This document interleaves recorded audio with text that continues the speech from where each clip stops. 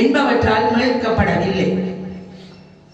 மாறாக அழிவுறாத மாசற்ற ஆட்டுக்குட்டியாம் இயேசு கிறிஸ்துவின் திரு இரத்தத்தால் மீட்கப்பட்டிருக்கின்றோம். எனவே நாம் வாழும் காலம் முழுவதும் இயேசுவுக்கு அஞ்சி பயந்து தூய வாழ்வு வாழ அழைக்கப்பட்டிருக்கின்றோம்.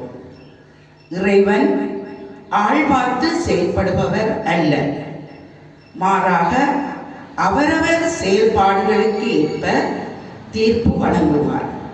இந்த நல்ல சிந்தனையுடன் இன்றைய வாசகத்திற்கு கவனமுடன் செவிமடுப்போம்.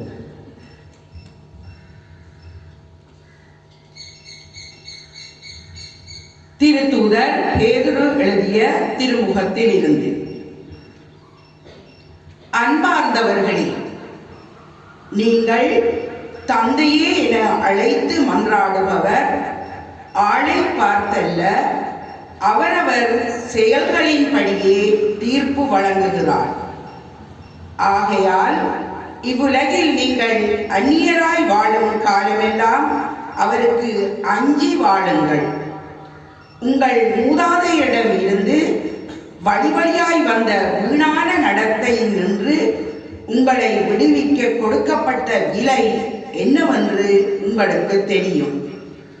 அது பொன்னும் பொருளும் வெள்ளியும் போன்று அழிவுக்கு உட்பட்டது அல்ல, மாறாக மாசு மறுவற்ற ஆட்டுக்குட்டியை போன்ற கிறிஸ்துவின் உயர் மதிப்புள்ள இரத்தமாகும். உலகம் தோன்றும் முன்னரே முன் குறிக்கப்பட்ட அவர் இந்த கடைசி காலத்தில் உங்களுக்காக வெளிப்படுத்தப்பட்டார்.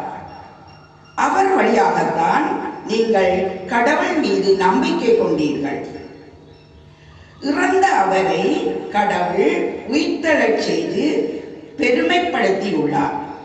இதனால் நீங்கள் கடவுளிடம் நம்பிக்கை கொண்டு அவரை எதிர்நோக்கி இருக்கவே இவ்வாறு செய்தார். ஆண்டவர் வழங்கும் அருள்வாக்கு.